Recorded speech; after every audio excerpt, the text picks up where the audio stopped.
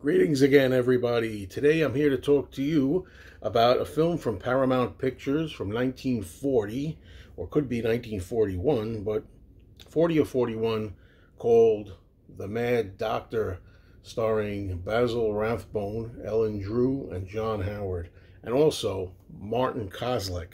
I don't want to forget Martin Kosleck because he's very good in this. This was a real surprise. This is a first-time viewing for me. I've never seen it. I've heard of this movie. I've known about it for many years. I love Basil Rathbone, and just never got to it. I always heard it wasn't really anything too special. That's probably one of the reasons why I didn't ever really try harder to get it, but it's just come out on Blu-ray, and this is a real good release. Now, the first thing you should know about The Mad Doctor is that despite the title, it's not really a horror film.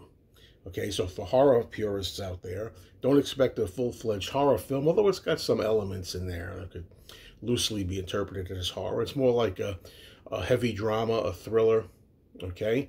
And it's a very entertaining one, as far as I'm concerned, especially if you love Rathbone.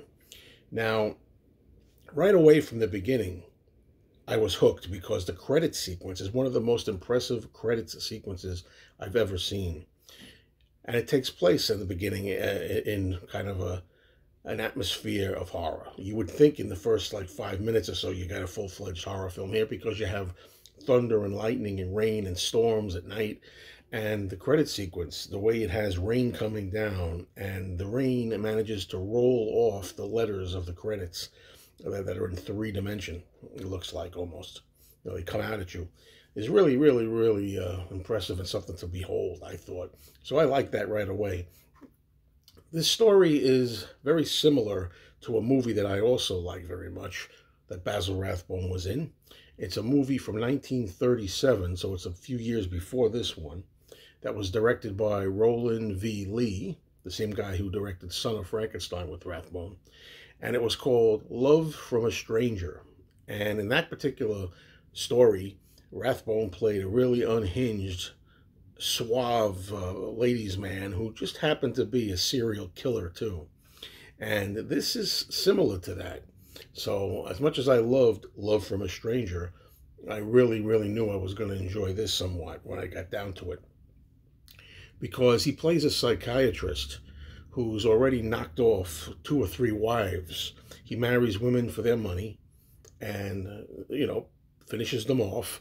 And then he's got another girl in his sights, this one being the Ellen Drew character. Ellen Drew, I knew she was familiar from somewhere, and then I realized she was in the Boris Karloff, Val Lewton film called Isle of the Dead. And that's where I was familiar with her from. We also have Ralph Morgan in here, who, of course, is the brother of Frank Morgan, who was in The Wizard of Oz. He played the wizard. He plays an older doctor in here.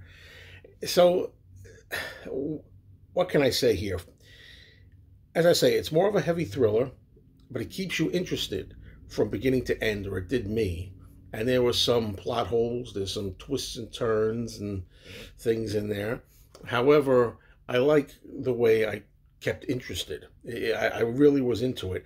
Now, I mentioned Martin Kosleck. Martin Kosleck, you might not know him by name, but anybody who's familiar with horror films will know him in films like House of Horrors. Will know him in like The Mummy's Curse, among other films. Martin Kosleck is always a joy, and he's really good in this. Now, he plays the partner, if you will, partner in crime to Basil Rathbone's doctor. And the two of them take up residence together. And, a lot of times when horror fans get together and discuss horror films, mystery films, thriller films, a lot of people will insist that there's sometimes gay subtext in these movies, homosexual tendencies that they somehow try to work in. Now, I usually think that a lot of that is just imagined or misinterpreted. This time, in this particular film, I think there's definitely a gay relationship between the Basil Rathbone doctor character and his friend and partner, played by Martin Kosleck, whose name is Maurice in the film. Especially on Maurice's side. I think it's amazing how they got away with it for the time, because, back in those days, of course, you weren't able to depict such characters. And, it's not overly stated, but you can get that feeling definitely. And I think that's where they were going with this. Now, as the story goes on, and Basil Rathbone's character, Dr. Sebastian, is actually setting his sights on the new young lady, Ellen Drew. This Ellen Drew has a lot of mental problems, and she's very suicidal and has tendencies to want to jump off buildings. So he kind of takes her as his patient, and as he starts to finagle his ways to try to get her money and to knock her off ultimately, he falls in love.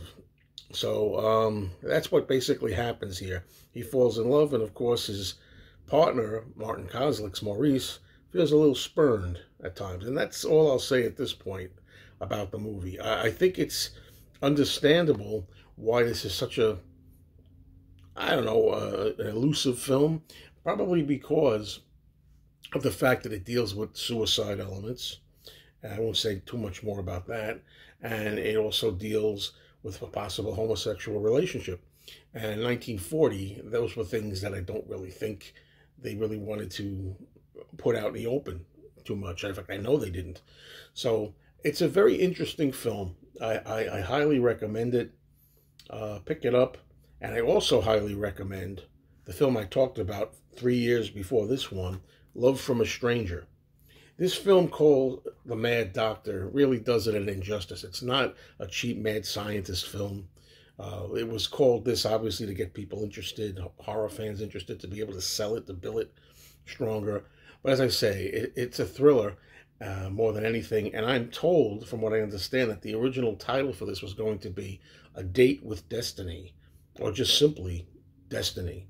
And I think that title, A Date with Destiny, definitely fits this movie much better than The Mad Doctor, But, hey, what's in the name, right?